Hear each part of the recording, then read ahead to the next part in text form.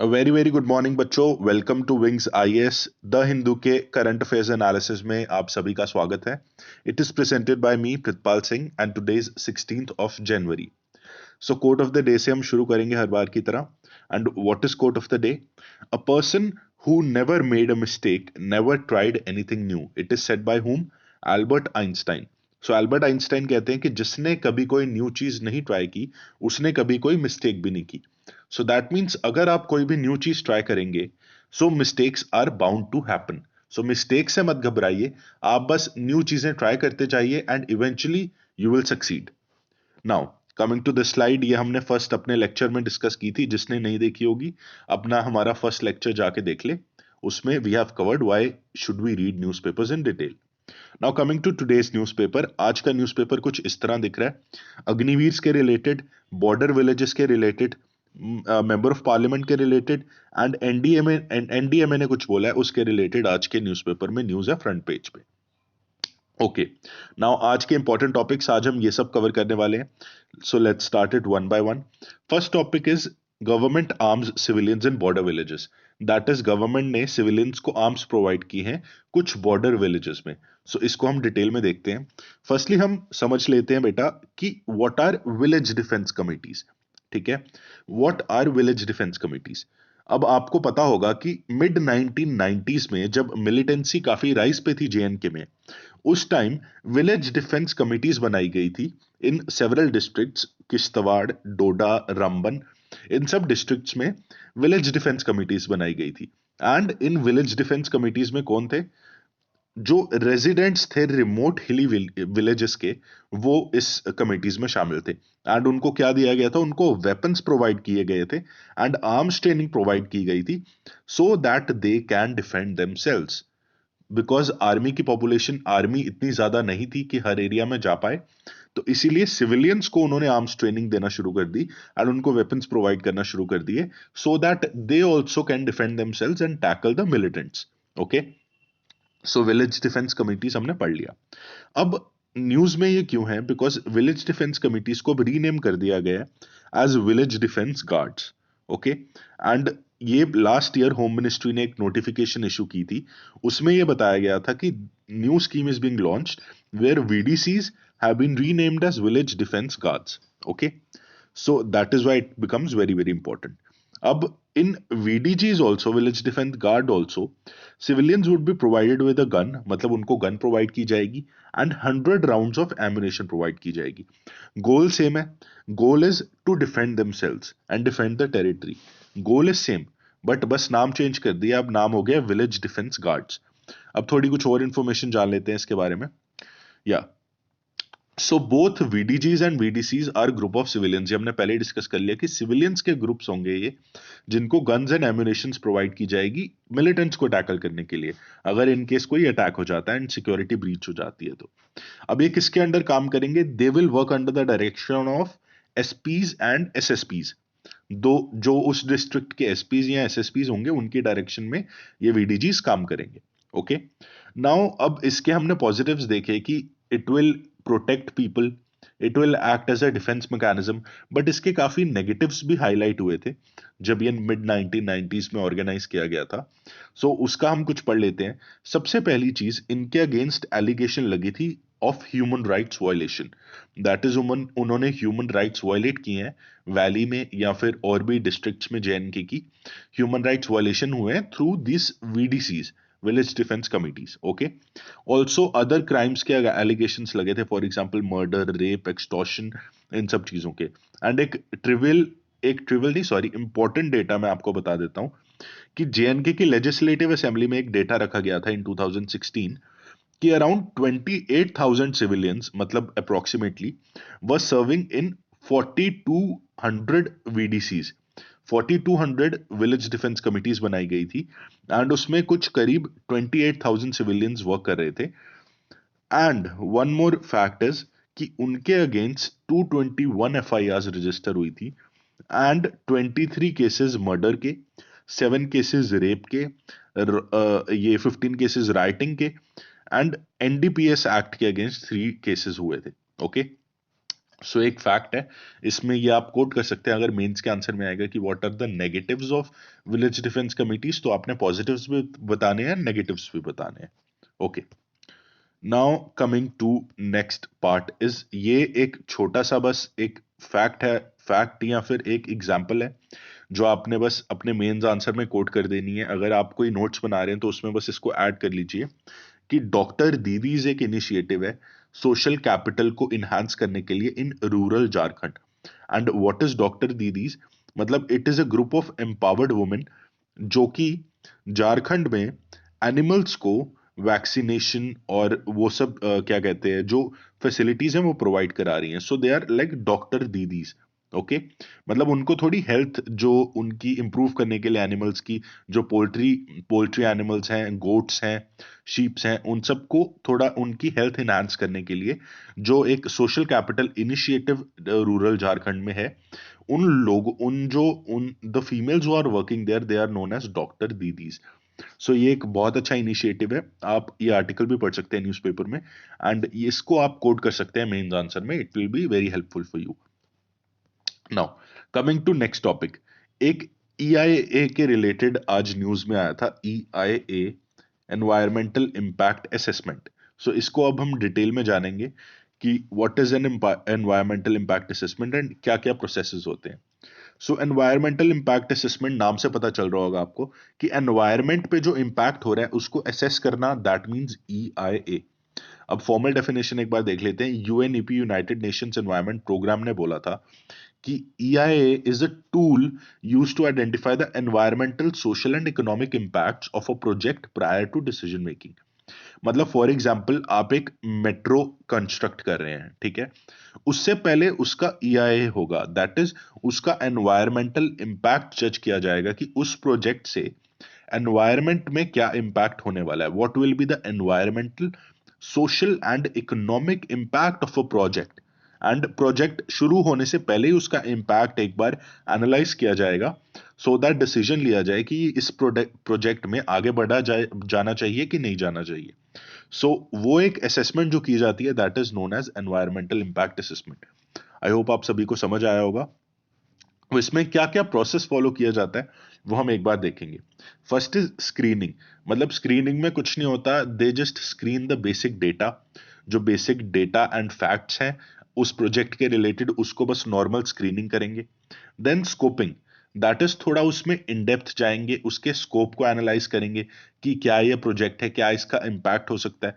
उसके बाद comes the real impact analysis, जिसमें बताया जाएगा कि इस प्रोजेक्ट से ये लिस्ट बताई जाएगी कि ये एनवायरनमेंट को खतरा हो सकता है या ये इम्पैक्ट हो सकता है। सो इम्पैक्ट एनालिसिस में वो होगा। देन मिटिगेशन, अगर ये सब इम्पैक्ट हो रहा है तो रिपोर्ट में ये भी बताया जाएगा कि उसको मिटिगेट कैसे किया जाए। सो वो मिटिगेशन प्रोसेस के अंडर आता है। उसके बाद उन सब चीजों को रिपोर्ट किया जाएगा, एक रिपोर्ट फॉर्म में उसको प्रिपेयर किया जाएगा।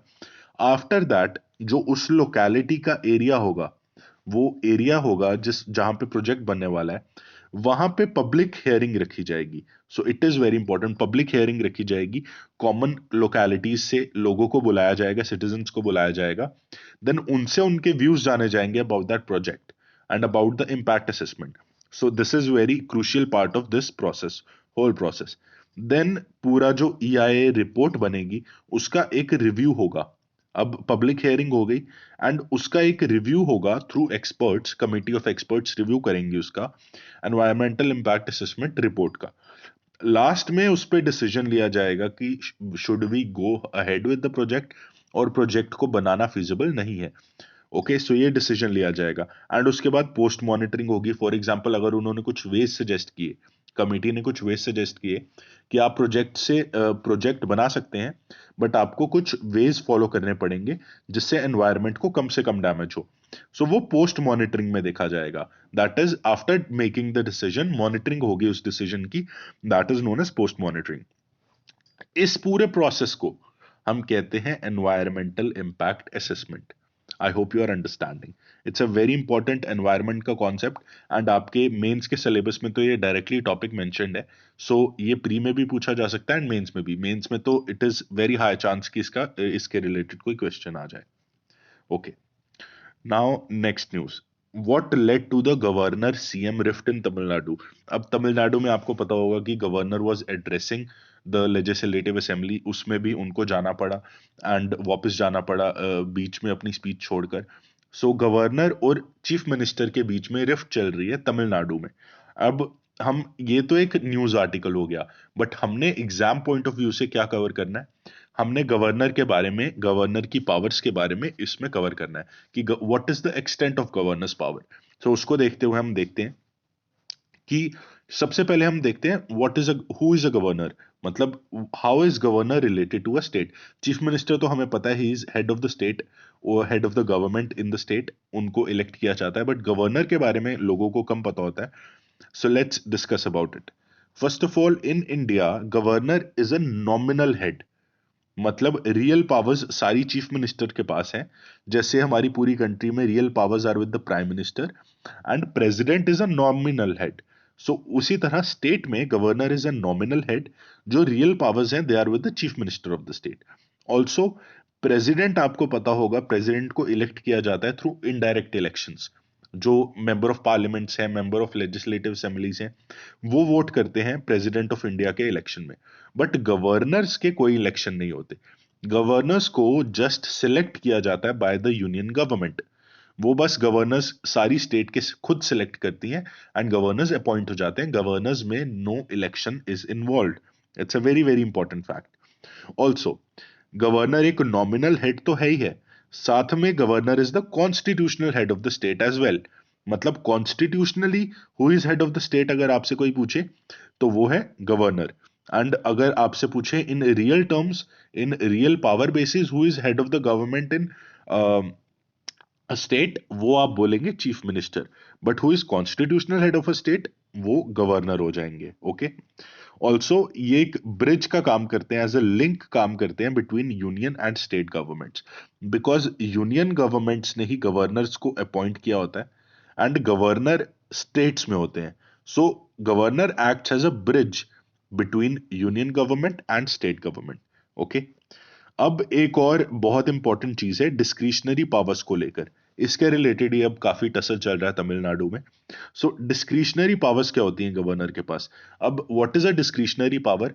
Discretionary power is a power, मतलब जो आपके पास एज अ डिस्क्रिशन अवेलेबल है, मतलब गवर्नर का मन किया तो वो उस पावर को यूज कर सकता है। मतलब उनकी डिस्क्रिशन पे, उनकी मर्जी पे डिपेंड है। गवर्नर की जो डिस्क्रिशनरी पावर है, it is wider than that of a president. President के पास भी कुछ डिस्क्रिशनरी पावर, बट गवर्नर के पास ज्यादा पावर है, बिकॉज प्रेसिडेंट के पास ओनली सिचुएशनरी डिस्क्रिशन है, बट गवर्नर के पास कॉन्स्टिट्यूशन में भी डिस्क्रिशनरी पावर दी गई है एंड सिचुएशनल डिस्क्रिशन भी है उनके पास। So governor is enjoying constitutional discretion and situational discretion. I hope you are understanding. अभी हम इसको डिस्कस करते हैं डिटेल में। हाँ, constitutional discretion powers of the governor. Different articles are mentioned here. ये अगर आप अपने आंसर्स में डालेंगे तो आंसर में काफी वेट हो जाएगा। सो आप यूज कर सकते हैं इन सब चीजों को। First is article 167। अब ये क्या कहता है कि गवर्नर जो स्टेट एडमिनिस्ट्रेटिव और लेजिस्लेटिव मैटर्स हैं, स्टेट की एडमिनिस्ट्रेशन से और लेजिस्लेशन से जो मैटर्स हैं रिलेटेड है, गवर्नर उसके रिलेटेड, उन मैटर्स के रिलेटेड चीफ मिनिस्टर से डिटेल्स मांग सकता है एंड इंफॉर्मेशन मांग सकता है। सो ये गवर्नर की डिस्क्रिशन है। गवर्नर का जब मन करेगा वो एडमिनिस्ट्रेटिव और लेजिस्लेटिव मैटर्स पे चीफ मिनिस्टर से इंफॉर्मेशन मांग लेगा। ये एक डिस्क्रिशन आ गई गवर्नर की। अब आर्टिकल 200 के अंडर गवर्नर जो बिल है, कोई भी अगर स्टेट लेजिस्लेटिव असेंबली में बिल पास हो रहा है, उस बिल को प्रेसिडेंट्स कंसिडरेशन के लिए रख देगा कि अभी आप इस बिल को पास नहीं कर सकते, अभी ये बिल मैं प्रेसिडेंट के पास भेजूंगा एंड उनकी कंसिडरेशन लेकर ये बिल पास किया जाएगा। कुछ ऐसे टाइप के बिल्स होते हैं जिनको governor can reserve for president's consideration. So ये एक गवर्नर की डिस्क्रिशन है। गवर्नर का अगर मन किया तो वो ये कर सकते हैं। ऑल्सो आर्टिकल 356 में भी एक डिस्क्रिशन है कि governor can recommend the president to impose a president's rule. अब ये गवर्नर, गवर्नर को जब लगने लगे कि कॉन्स्टिट्यूशनल मशीनरी का फेलियर हो गया गवर्नमेंट स्टेट में, तो गवर्नर रिकमेंड कर सकता है प्रेसिडेंट को to impose a president's rule in the state. So ये एक डिस्क्रिशन अवेलेबल है गवर्नर को। Now, governor is not bound to act on the aid and advice of chief minister and council of ministers जब वो किसी neighbouring union territory का भी governor हो, जब एडिशनल चार्ज मिला हो। फॉर एग्जाम्पल, अगर गवर्नर है, वो उत्तराखंड के गवर्नर है एंड देन वो एक यूटी के भी गवर्नर है। सो उत्तराखंड के मैटर्स में तो वो उत्तराखंड गवर्नमेंट से सलाह ले सकते हैं, बट जो डिफरेंट यूनियन टेरिटरी के वो गवर्नर है, उसमें ही will not take the advice of Uttarakhand government. Okay, but Uttarakhand के मैटर्स में उनको aid and advice of the chief minister of Uttarakhand, उनकी एड एंड एडवाइस से काम करना पड़ेगा। So I hope you are understanding this. Now coming to sixth schedule. अब sixth schedule tribals के रिलेटेड है, ट्राइबल डिस्ट्रिक्ट काउंसिल्स के रिलेटेड है। उसमें भी गवर्नर को कुछ डिस्क्रिशंस हैं रिगार्डिंग द रॉयल्टी जो मिनरल एक्सप्लोरेशन से पे की जाती है। सो ये हमने कॉन्स्टिट्यूशनल डिस्क्रिशन डिस्कस कर ली। आप एक चीज कर सकते हैं, अगर थोड़ा आपको और इंफॉर्मेशन जाननी है, आप situational discretion powers of the governor, ये लक्ष्मीकांत में गिवन है, आप उधर से देख सकते हैं या इंटरनेट पर सर्च करके आप situational discretionary powers of the governor you can search. Now coming to where do Indian cities stand on toxic air, ये काफी न्यूज में चल रहा है। अभी हम टॉक्सिक एयर का तो नहीं पढ़ेंगे, हम पढ़ेंगे इसके अंडर जो एक सिविल सर्विसेज के रिलेटेड या स्टेट एग्जाम्स के रिलेटेड जो एक इंपॉर्टेंट टॉपिक बनता है, वो है national clean air campaign, NCAC। ठीक है, नेशनल क्लीन एयर कैंपेन जो है, that is national clean air programme भी इसको कहते हैं, NCAP। उसके रिलेटेड हम पढ़ेंगे डिटेल में कि what is NCAP।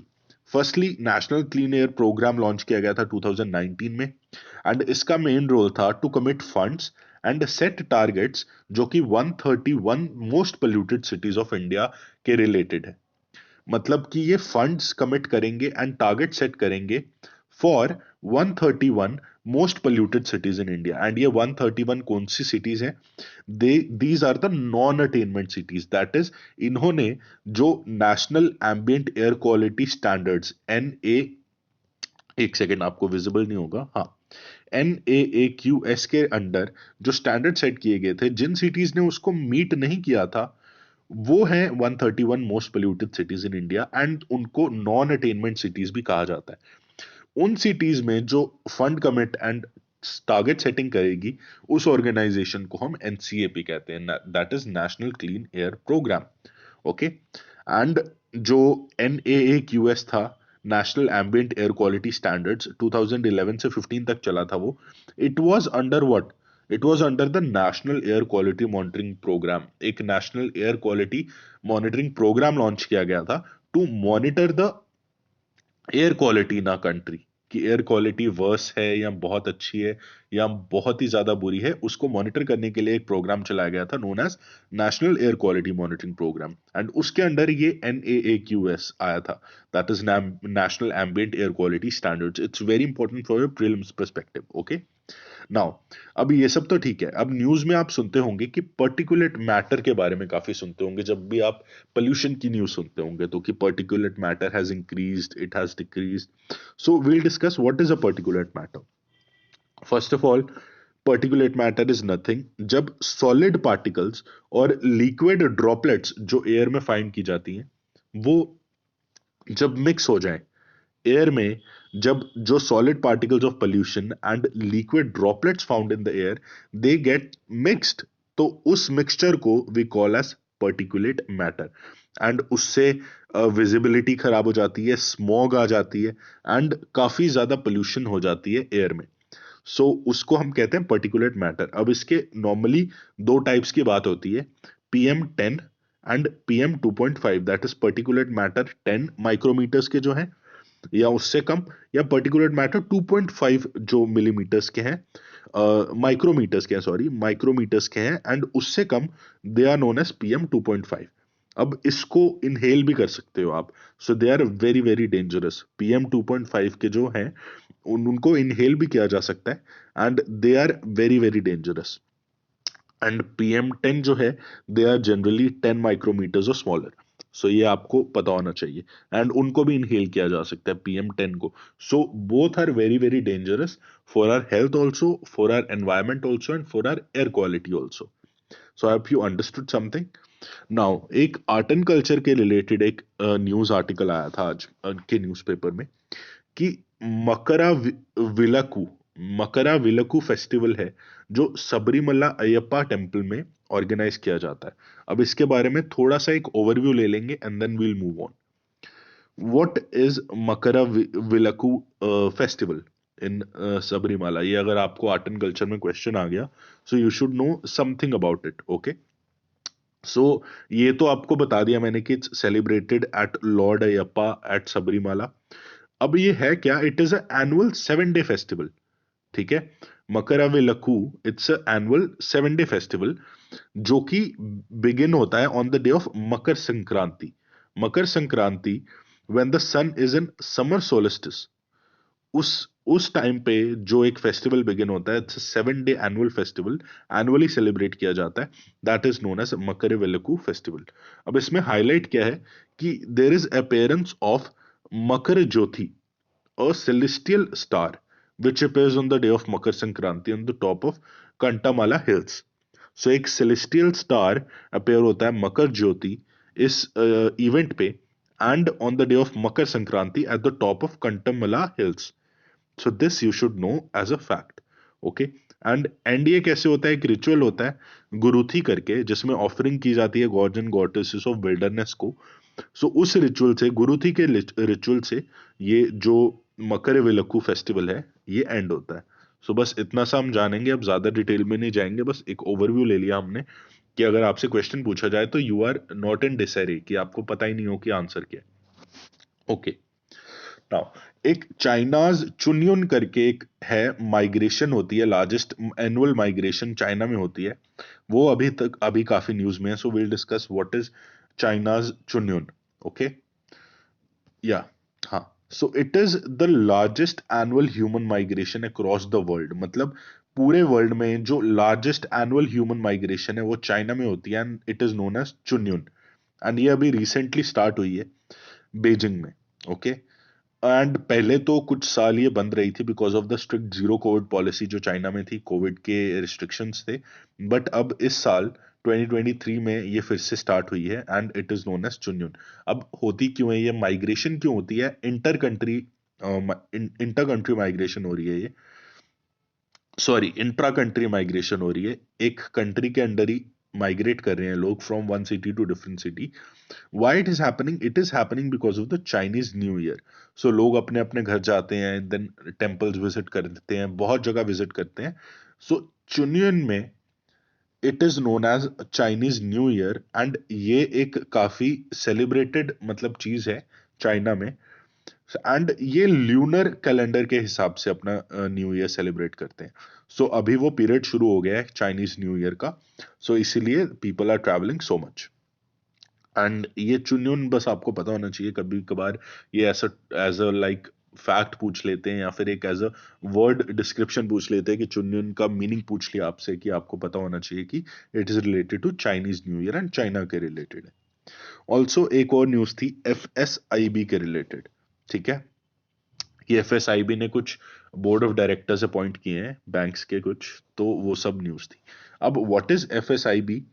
It is a successor of bank boards bureau. अब बैंक बोर्ड ब्यूरो क्या करता था? वो अपॉइंट करता था सारे जो हमारी कंट्री के बैंक्स हैं उनके हेड्स को अपॉइंट करता था। सो उसको रिप्लेस कर दिया गया because it was declared as incompetent. Then a government body बनी डिपार्टमेंट ऑफ फाइनेंशियल सर्विसेज के under, which was known as FSIB, that is financial services institutions bureau. जो कि इनका प्राइमरी रोल क्या है? To identify man power capabilities and ensure proper selection of talent for senior positions. जो banks में government owned financial institutions हैं उनमें जो सीनियर पोजीशन में जो एग्जीक्यूटिव्स हैं उनको कौन चूज करता है? एफएसआईबी चूज करता है। सो ये इनका मेन रोल है। एंड ऑल्सो ये फुल टाइम डायरेक्टर्स की अपॉइंटमेंट में या नॉन एग्जीक्यूटिव चेयरमैन जो स्टेट रन फाइनेंशियल इंस्टीट्यूशंस के हैं उनकी भी अपॉइंटमेंट में मदद करता है। Okay, also, the final decision on FSIB recommendation would be taken by the Appointments Committee of the Cabinet. जब जो कैबिनेट की कमिटीज होती हैं, आपको पता होगा कॉन्स्टिट्यूशन लॉ में आपने पढ़ा होगा कि कैबिनेट की देयर आर सेवरल कमिटीज जो कि पर्टिकुलर इश्यूज को देखती हैं। सो उसमें एक कमेटी है अपॉइंटमेंट्स कमेटी। वो फाइनल डिसीजन लेती है on the basis of recommendation of FSIB. Okay, so FSIB का मेन रोल क्या है? बैंक्स में जो सीनियर पोजीशन के लोग हैं उनको they appoint FSIB. Simple. Now the last news for today and the last article for today is BIMSTEC. BIMSTEC एक मल्टीलेटरल ऑर्गेनाइजेशन है। वो काफी न्यूज में थी बिकॉज एक एंटी टेरर मीट हुई थी न्यू दिल्ली में of the BIMSTEC countries. Okay, now let's study, एक ओवरव्यू देख लेते हैं कि व्हाट इज बिम्स्टेक। बिम्स्टेक की फुल फॉर्म है Bay of Bengal initiative for multi sectoral technical and economic cooperation. एक रीजनल ग्रुपिंग है मल्टीलेटरल कंट्रीज की, जो कि 1997 में स्टार्ट की गई थी। एंड इसके मेंबर्स हैं Bangladesh, India, Myanmar, Sri Lanka, Thailand, Bhutan and Nepal. They are the members of bay of Bengal initiative for multi sectoral technical and economic cooperation. अब इसका मेन रोल तो आपको नाम से ही समझ आ गया होगा कि ये मल्टी सेक्टोरल टेक्नोलॉजी में और इकोनॉमिक कॉपरेशन में बिलीव करते हैं, एंड उसको इनहांस करने के लिए एक रीजनल ग्रुपिंग बनाई गई है known as BIMSTEC. And it was launched by signing Bangkok declaration. It is very very important, ये प्रीलिम्स में क्वेश्चन आ भी चुका है एंड आगे भी आने के चांसेस है कि बैंकॉक डिक्लेरेशन जो थी that is related to BIMSTEC. इतना हमें पता होना चाहिए। Now coming to question of the day, which of the following is not a member country of BIMSTEC. अभी अभी मैंने कंट्रीज के नाम बताया, अब पिछली स्लाइड में मत जाइएगा एंड डायरेक्टली आंसर दीजिएगा अपनी नॉलेज से कि which is not a member country of BIMSTEC. India, Myanmar, Nepal और China. Note is very important कि इनमें से कौन सी कंट्री बिम्स्टेक की मेंबर नहीं है। इसका आंसर कमेंट सेक्शन में दीजिए and I will be giving the correct answer also in comment section only. Also, thank you very much for watching this lecture, and this is a new initiative by Wings IAS. अगर आपको ये initiative अच्छा लगा हो then share it with your friends also so that they can also get helped and उनको भी थोड़ी empowerment हो, न्यूज़ के बारे में पता चले daily what is happening in our country, and एक ये जनरल अंडरस्टैंडिंग के लिए भी वेरी इंपॉर्टेंट है, आपकी प्रिपरेशन के लिए भी it's very important, and for your general awareness it is also very important. So have a very very nice day, have a very productive and very useful and fruitful day. So take care. Bye bye.